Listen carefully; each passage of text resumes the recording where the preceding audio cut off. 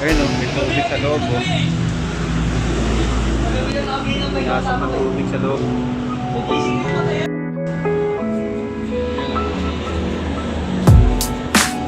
Babad muna sa gasolina, then siyempre babrasin para matanggal yung mga libag-libag.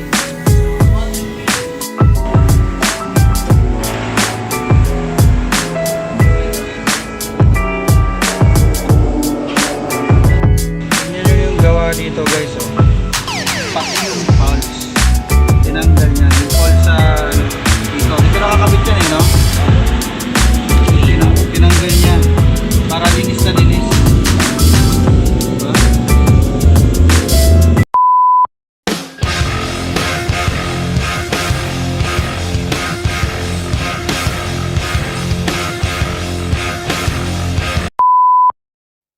Yun oh.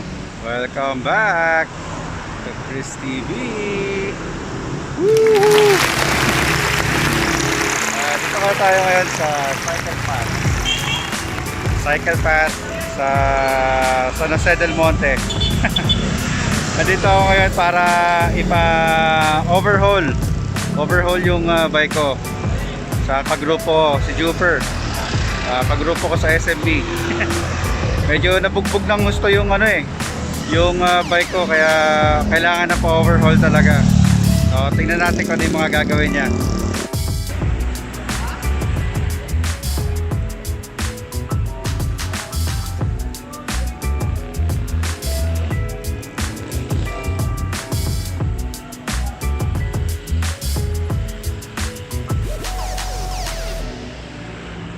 Kaya yung way na yan papuntang Garayan. Tapos dito sa kabila papuntang Star Mall. So dito lang yung shop nila, cycle path. Kitang kita kagad pagkatapos ng North Gate ba yun? Classica. Si Joper, sinabit na yung bike ko.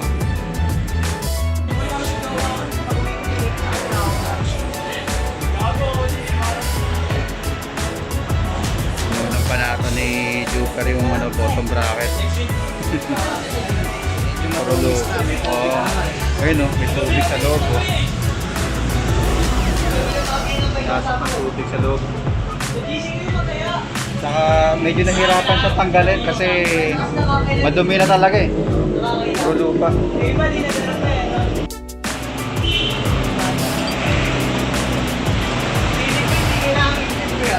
Ha? Yung mga preno, malalalim na, mga pads. Yung pads. Tingnan mo kuya. Sobrang labas na nung Okay. piston niya. Papalitan ko lang. Sige, meron akong dala dyan. Papapalitan ko. Piston, Ah. bukgan yung preno. Ayun. So, papalitan muna namin yung brake pads kasi sabi ni Joker, pupunti yung pads ko, kailangan na talagang palitan. So, baka hindi naman kailangan ng i-bleed. Kailangan lang palitan yung pads.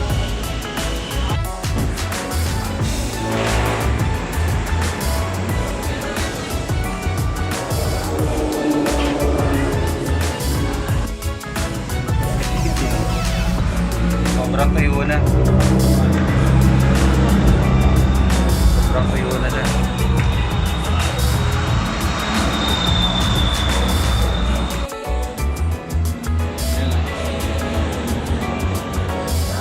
Babad muna sa gasolina, then syempre babrasin para matanggal yung mga libag-libag. Siguro more than 6 months na yan nung muling nalinis. Talagang kailangan na ng bike yan. Kasi pagka hindi mo pinagawa yan, tendency is masisira yung part. Mas malaking gastos yun kapag ng bungaps.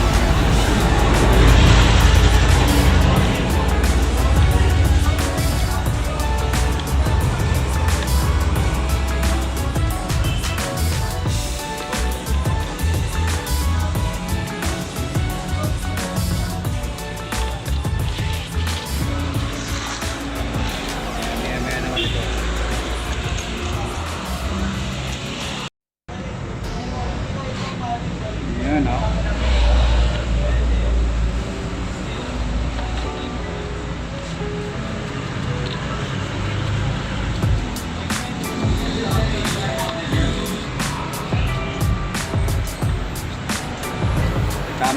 linis ng gas. Para siguradong tanggal yung mga libag. So, nag-ano rin pala sila dito. Naglilinis din sila ng port. Kaya, ayan, pinakalas ko na rin yung port. Kapalinis ko na rin yung loob. Para complete overhaul na talaga.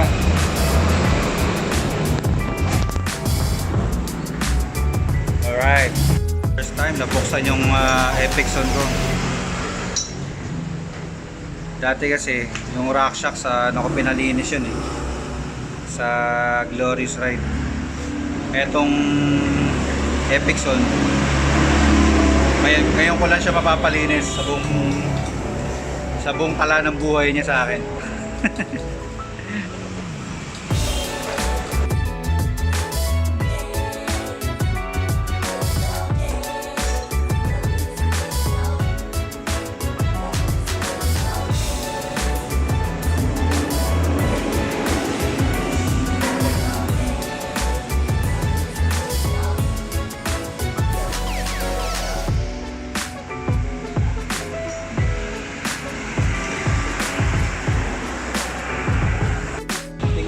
Gawa dito guys, oh. Pati yung pulse tinanggal niya, yung pulse sa ano, dito nakakabit yan eh, no? Tinanggal niya para linis na linis, diba?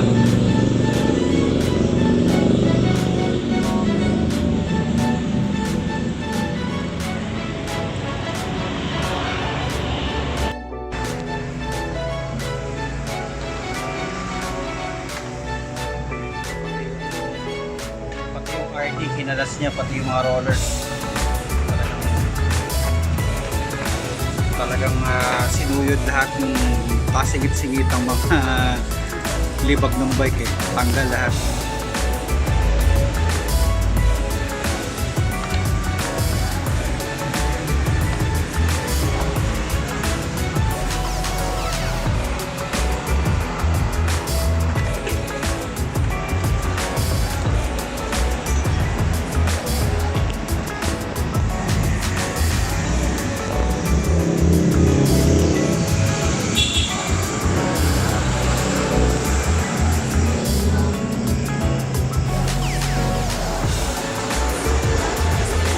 Naman yung port ko, tamang linis din.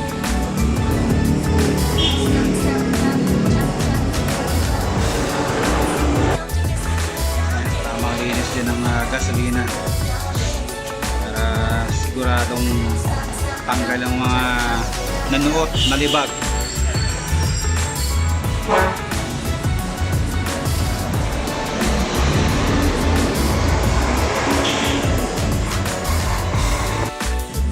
Lalagyan niya na ng grasa yung ano. Lalagyan niya ng grasa yung suspension. Para maganda yung play. Nung binuksan niya yan kanina, walang-wala ng grasa, ito yung tuyo na eh. Kaya nung ginagamit ko, parang ang tigas niya. Hindi suwabe yung ano, suspension.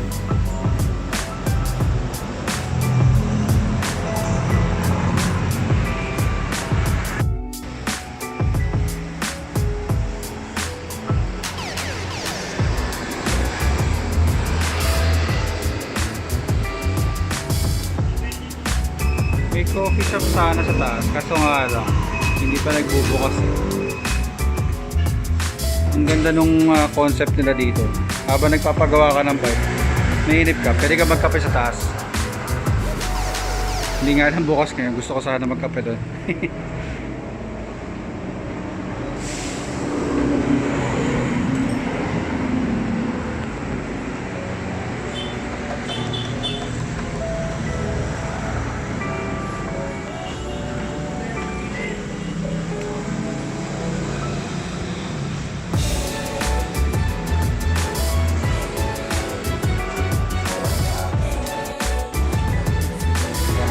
Lalagyan niya ng lines. Panalong bike service talaga dito sa sa cycle pack.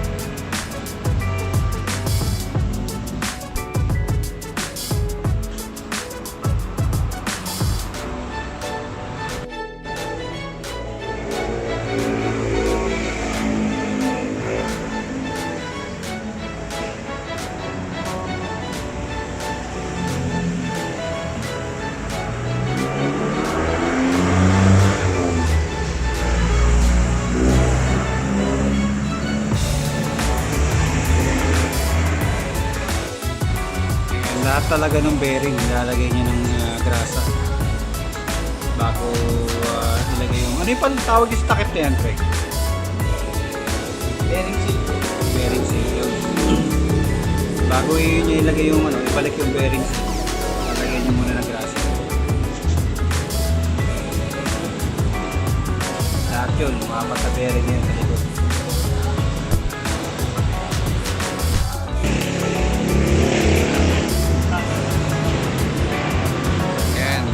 Complete service talaga yung in-avail ko sa kanila. Sinama ko na rin pati yung ano, bleeding tsaka balit ng brake pads kasi upod na rin yung brake pads ko. Papalitan na rin.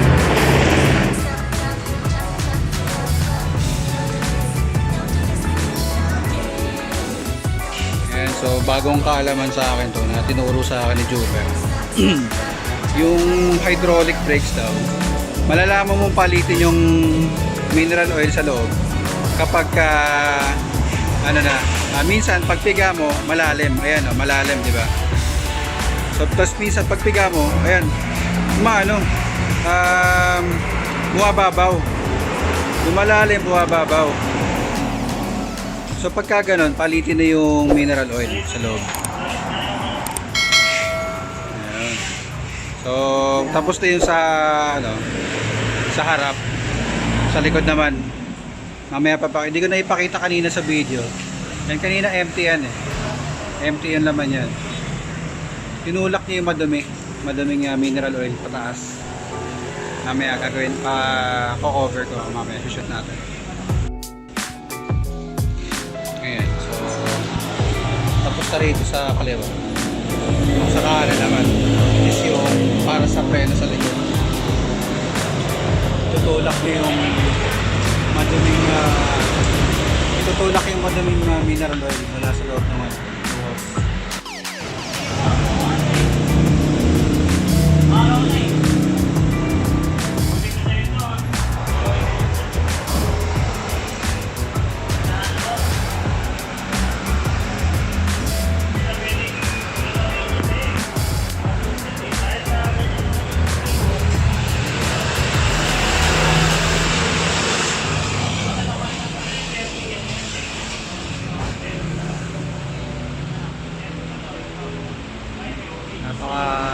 Napakadumi ng mineral oil sa loob.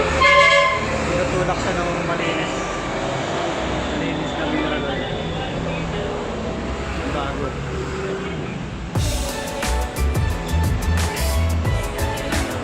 Ganyan kadumi yung yung mineral oil sa loob ng public.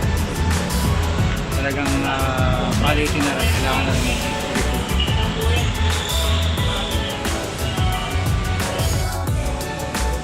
Ito yung brake pads ko. Side to side.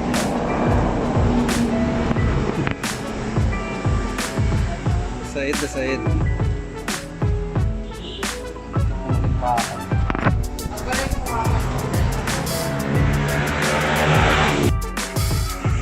Ayan, so nakauwi na nga tayo. Okay naman dun yung service. Masikaso sila lahat. Sulit na sulit yung 400 for bike overhaul. Tapos sinabay ko na rin yung cleaning ng air fork, 250. Tapos sinabay ko rin yung bleeding ng bike. Parang nag-add lang yata ako ng 100. Nabot ng 800 lahat-lahat. So napakamura, napakasulit, napakaganda ng servisyo. Tsaka isa pang nagustuhan ko doon, yung mga mekaniko wala silang inuurungang bike. Folding bike, Japanese bike, o kahit na ano pang bike yan, kapag may gusto mo ipagawa, talagang gagawin nila. Masikaso.